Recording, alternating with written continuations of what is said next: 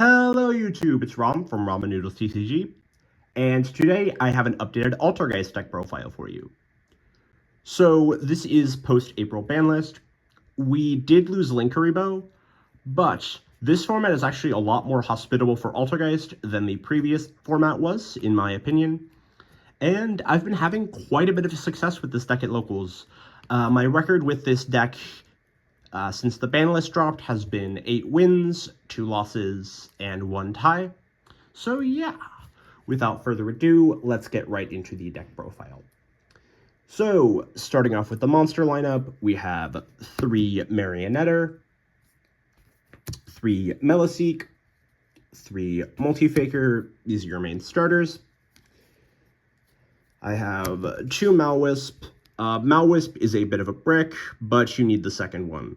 So not only is it kind of a hard Garnet, making Meliseek dead if you draw all copies of Malwisp, but the second one comes up in the grind game a fair bit, so yeah, the second one is important. You won't always see personal spoofing to shuffle this back, so as much as it hurts to play 2 of a Garnet, I think in this case you have to. For some one-ofs, we are playing Silk, who's another brick, but you need her for Multifaker. The 1 Conqueror and the 1 Pukari. Now, Conqueror has honestly impressed me a lot. I was going to cut her a number of times. I was going back and forth on this quite a bit, but not only is the battle negation surprisingly handy, it comes up a fair bit, especially when your opponent is trying to punch over your Hextia to get rid of the negate, and so on. The effect negation effect is quite handy, especially summoning her off of Multifaker. It's quite an underutilized application of the card, in my opinion. Obviously, you side her out going second, but I think she's worth playing.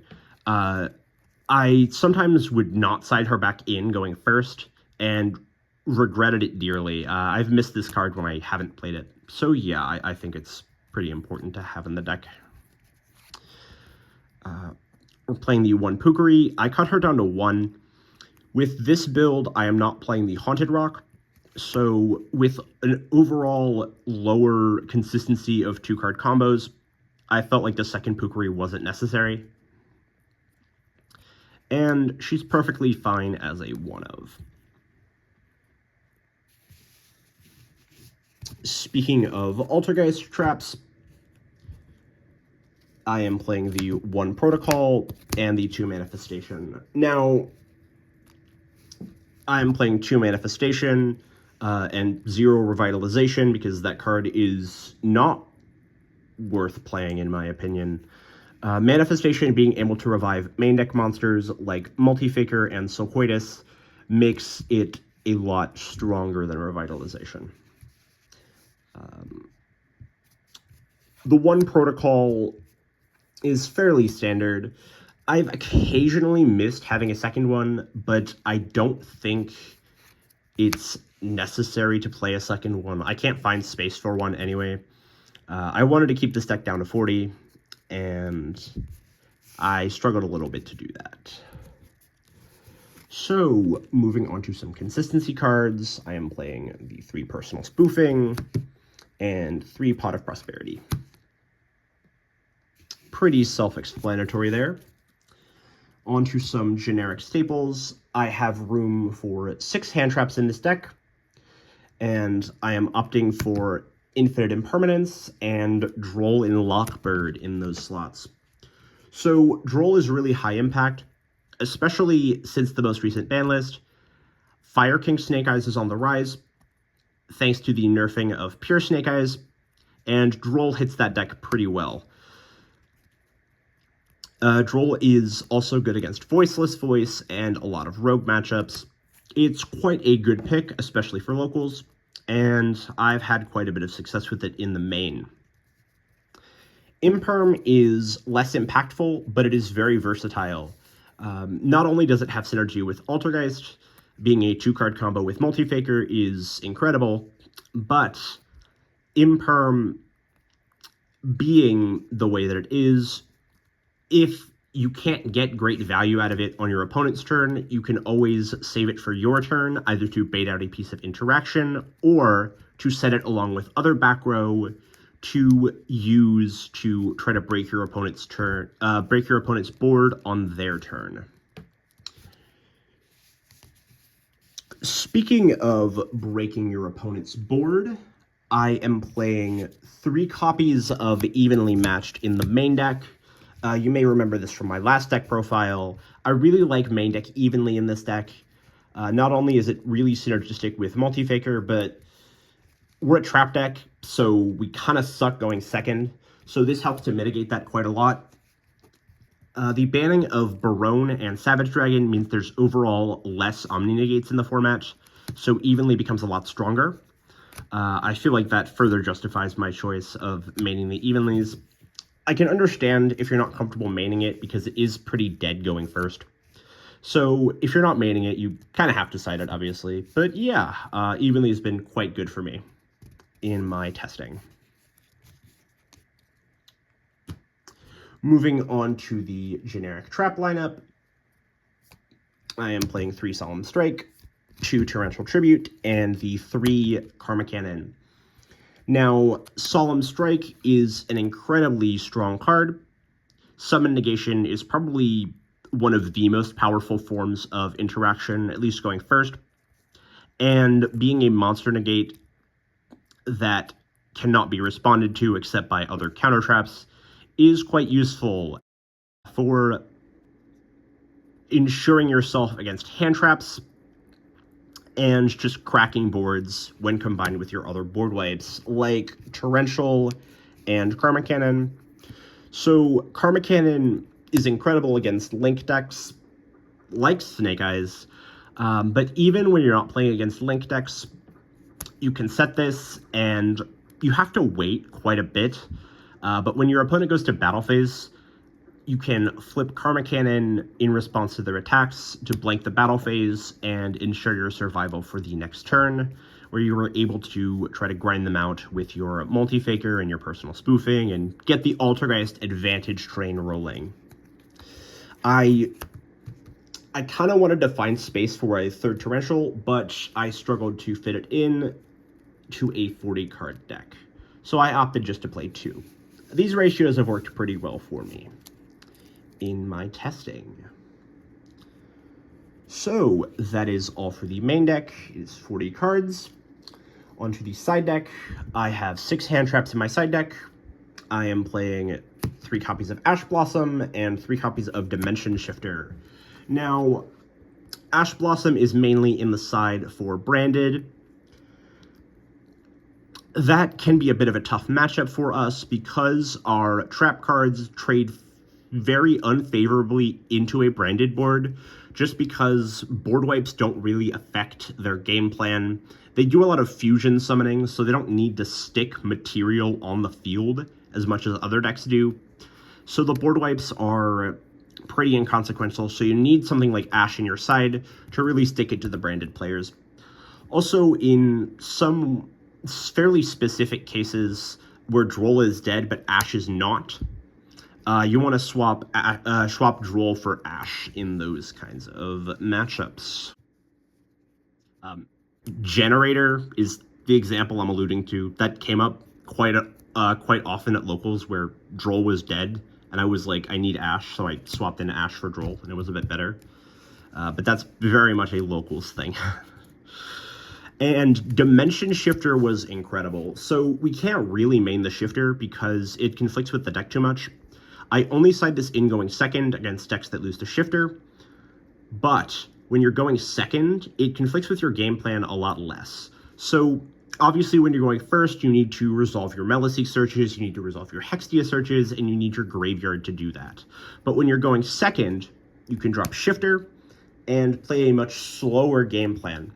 You are poking with your Meliseek, you are setting trap cards, you are setting up Protocol with Marionetter, and just overall playing a very slow-paced game plan. And Dimension Shifter helps slow the game down to a tempo that you are much more comfortable with as a control deck. If you are not playing this card, I highly recommend it. Speaking of control deck things, I am playing 3 Solemn Judgment. This is what I swap out the Evenly Matched for when going first. This is quite an incredible card. It's just old man say no. I was also testing Iron Thunder in addition to Judgment. I was playing 1 Iron Thunder as like a 4th copy of Solemn Judgment, but it never really came up. That card kind of sucks, so I cut it. But it was interesting to test. Another card that was quite interesting to test was Unending Nightmare.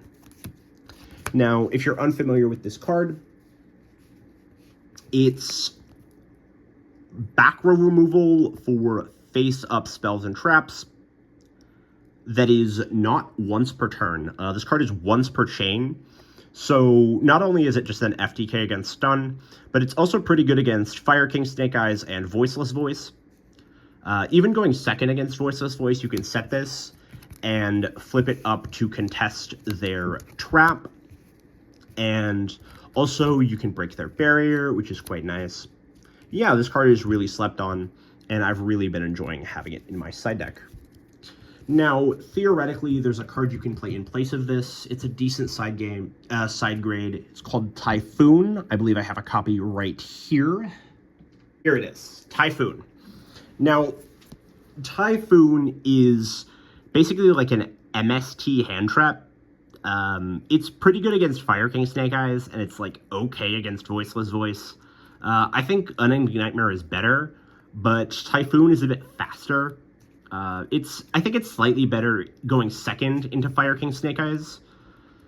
So if you're playing that matchup a lot, I could definitely see playing this over the Unending Nightmare. But I like Unending Nightmare.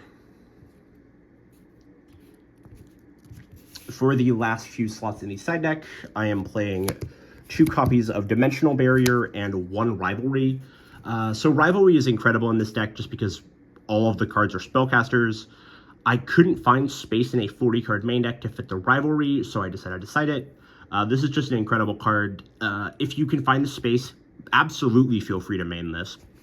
I just dropped it in the side because I didn't know where else to put it. Dimensional Barrier is really good. Not only is it good post-Legacy of Destruction because of Tenpai Dragon, but it's also pretty good against Voiceless Voice. It beats the crap out of Branded and Sword Soul and all those other decks that rely on synchros, exceeds, and fusions. Yeah, this is quite a strong card. I might actually play a third of this, to be honest. Especially against Voiceless Voice, this is a lot stronger than you might think. So even going second against Voiceless Voice, you can just flip this up to contest the Guardian Negate. And it's really nice. As far as like trying to crack their board. Yeah, I highly recommend it. So, moving on to the extra deck. Now that we have lost Linkuriboh, we must play some different Link 1s. So, playing Salamangreat Almirage and Relinquished Anima as our 2 Link 1s. Almirage is almost as good as Linkuriboh. There's a few corner case scenarios where I wish I had Linkuriboh instead of Almirage. Obviously, like, the battle protection from Linkuriboh is really nice, but Almirage's destruction effect protection is not too bad. This helps you make Hida slightly easier. Yeah, Almirage does a good job. He's a good boy. Anima is pretty good. You can catch unaware opponents off guard with this. It's a good card. Unfortunately, it points up, which can be a bit annoying because you want the downward pointing arrow for Hextia. So you Meliseek Link into Almirage, grab Maoist, bring back Meliseek, and then make Hextia, and then link into our next card, SP. SP is a really important piece of the end board. Yeah, this card is really good. Since we want to end on a Link 2 or a Link 3, SP is just a natural addition to the deck. Good going first, good going second. She really does it all. Onto the Altergeist links. I am playing 3 copies of Hextia. The third comes up sometimes, but you'd never play any less than 3. But you can occasionally banish 1 off of Prosperity. I am playing 1 Prime Banshee, 1 Memory Gant, and 1 Adminia. I've never needed any more than 1 of each. If you play against Kashtira a lot, maybe you can consider a 2nd Prime Banshee. But other than that, this is fairly standard.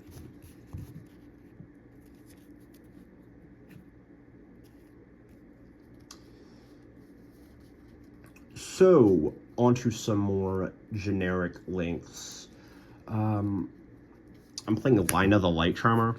So, I think after the banning of Link Karibo, Dark is not as good in this deck, so the order of Charmers in which you can play, if you're trying to, like, fill slots, is Lina, then Hida, and then Dark, third.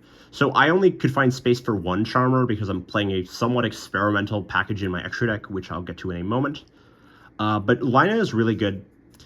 She helps you play around Effect Veiler. If your opponent Veilers your Malwisp, you can keep Link climbing by taking the Veiler, which is a nice, good segue into the other extra deck cards. So the package I alluded to earlier was a Promethean Princess, Amblo Whale, and the OTK Fam, the Zealantis and the Raging Phoenix. So this is an alternative to your Memory Gant OTK. You can do the Promethean Princess into Raging Phoenix, link for Zealantis. Zealantis wipe and then bring everything back. Trigger the Promcess, bring back Raging Phoenix, and then OTK your opponent. I haven't actually used this yet. I'm going to be completely honest. This is still early testing for this. Being able to go Promethean Princess into Amblo Whale going first can be kind of nice, especially for those of you who do not own SP. This is a decent replacement, I suppose. Yeah.